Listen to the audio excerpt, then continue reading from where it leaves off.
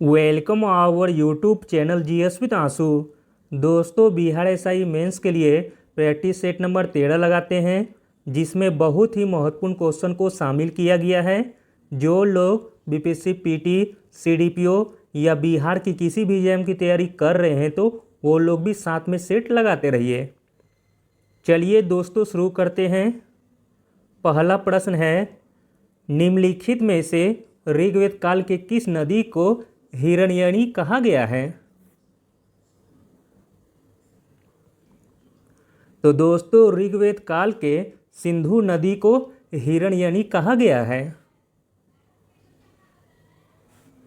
ऋग्वेद कालीन सिंधु नदी को उसके आर्थिक महत्व के कारण हिरण्यनी कहा गया था, जबकि इस काल में सबसे पवित्र नदी सरस्वती थी, जिसे माते तमा, देवी तमा एवं नदी तमा कहा गया है। अगला प्रश्न देखते हैं। वादवाना आर्द्रभूमि किस राज्य में स्थित है? तो दोस्तों, वादवाना आर्द्रभूमि गुजरात राज्य में स्थित है। गुजरात की वादवाना आर्द्रभूमि इसमें निवास करने वाले पक्षियों के जीवन के लिए अंतर्राष्ट्रीय स्तर पर महत्वपूर्ण स्थान रखती है। हाल ही में वादवाना आर्द्रभूमि को रामसर स्थल घोषित किया गया है। अगला प्रश्न देखते हैं।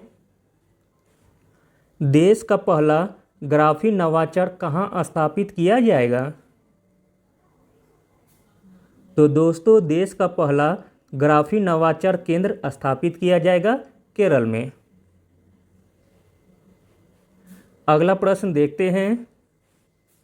समलैंगिक विवाह को मान्यता देने वाला पश्चिमी देश कौन सा है? तो दोस्तों, समलैंगिक विवाह को मान्यता देने वाला पश्चिमी देश है स्विट्जरलैंड। अगला प्रश्न देखते हैं। निम्नलिखित में से कावेरी की सहायक नदी नहीं है। जो कावेरी नदी की सहायक नदी नहीं है वह बताना है। तो दोस्तों, इसमें हो जाएगा चेरुथनी नदी, जो कि कावेरी की सहायक नदी नहीं है। कावेरी नदी की प्रमुख सहायक नदियां हैं हेमावती, शिमसा और भवानी। कावेरी नदी कर्नाटक से निकलती है। अगला प्रश्न देखते हैं। हाथी संरक्षण परियोजना कब शुरू की गई थी?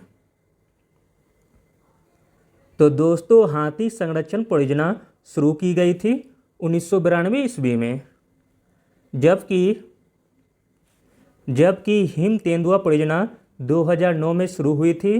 बाघ परियोजना 1973 में, हुंगुल परियोजना 1970 में, मगरमच्छ संरक्षण परियोजना 1975 में, समुद्री कछुआ परियोजना 1999 में, गीत परियोजना 2006 में, गेंडा परियोजना 1987 में और गिर सिंह परियोजना 1972 में। अगला प्रश्न देखते हैं दोस्तों। स्वतंत्रता के बाद पटना उच्च न्यायालय के पहले भारतीय मुख्य न्यायाधीश कौन थे? तो दोस्तों, स्वतंत्रता के बाद पटना उच्च न्यायालय के पहले भारतीय मुख्य न्यायाधीश थे पंडित लक्ष्मीकांत झा। पंडित लक्ष्मीकांत झा। अगला प्रश्न देखते हैं दोस्तों। बहुत ही इम्पोर्टेंट क्वेश्चन है। पगनुड़ किसकी एक नस्ल है? तो दोस्तों, पगनुड़ नस्ल है गाय की। पगनुड़ गाय की एक नस्ल है। पगनुड़ की उत्पत्ति आंध्र प्रदेश के चित्तूर जिले से हुई है। पगनुड़ एक बोना मवेशी है। अगला प्रश्न देखते हैं दोस्तों। नंदनकानन प्राणी उद्यान कहाँ स्थित है? तो दोस्तों, नंदनकानन प्राणी उद्यान स्थित है उड़ीसा में। अगला प्रश्न देखते हैं दोस्तों। अंतर्राष्ट्रीय समुद्री संगठन का मुख्यालय कहाँ स्थित है? तो दोस्तों, अंतर्राष्ट्रीय समुद्री संगठन का मुख्यालय स्थित है लंदन में और इसकी स्थापना हुई थी वर्ष 1948 में। अगला प्रश्न देखते हैं दोस्तों, ट्रेड यूनियन आंदोलन के क्रांतिकारण चरण का समय क्या था? तो दोस्तों ट्रेड यूनियन आंदोलन के क्रांतिकारी चरण का समय था 1926 से लेकर 1939 तक। वर्ष 1926 से लेकर 1939 तक ट्रेड यूनियन आंदोलन के क्रांतिकारी चरण का समय माना जाता है। इस समय एम.एन. राय, मुजफ्फर अहमद, श्रीपाल ए डांगे, शौकत उस्मानी इत्यादि भारत में ट्रेड यूनियन आंदोलन के प्रमुख नेता थे। वर्ष 1918 में वीपी वाडिया के नेतृत्व में स्थापित मद्रास मजदूर संघ भारत का प्रथम आधुनिक मजदूर संघ था। अगला प्रश्न देखते हैं दोस्तों, इंपीरियल कैडेट कॉर्प्स की स्थापना किसने की थी? तो दोस्तों इंपीरियल कैडेट कॉर्प्स की स्थापना की थी लॉर्ड कर्जन ने। लॉर्ड कर्जन ने वर्ष 1904 में इंपीरियल कैडेट कॉर्प्स की स्थापना की थी। Major D.H. कैमरून को इसका अध्यक्ष बनाया गया तथा महाराणा प्रताप सिंह इसके 7 कमांडेंट बनाए गए। इसमें 17 से 20 वर्ष के युवा चुने जाते थे जिनका प्रशिक्षण देहरादून में होता था। अगला प्रश्न देखते हैं दोस्तों, सबसे अधिक क्रियाशील धातु कौन सी है?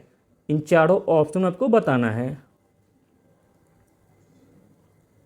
तो दोस्तों सबसे अधिक क्रियाशील धातु है ऑप्शन के अनुसार पोटेशियम।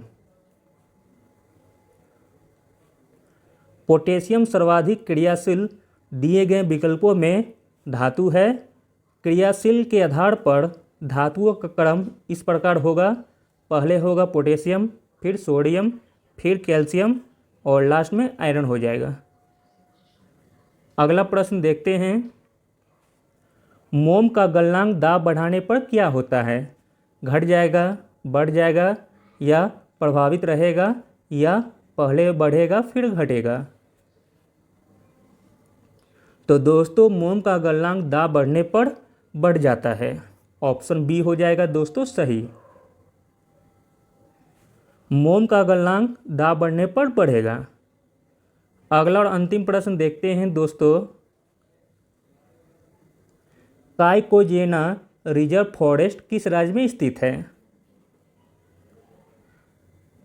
तो दोस्तों काइकोजेना रिजर्व फॉरेस्ट स्थित है असम राज्य में। काइकोजेना रिजर्व फॉरेस्ट असम में स्थित है। यह रिजर्व गोल्डन लंगूर के लिए बहुत प्रसिद्ध है। Thank you.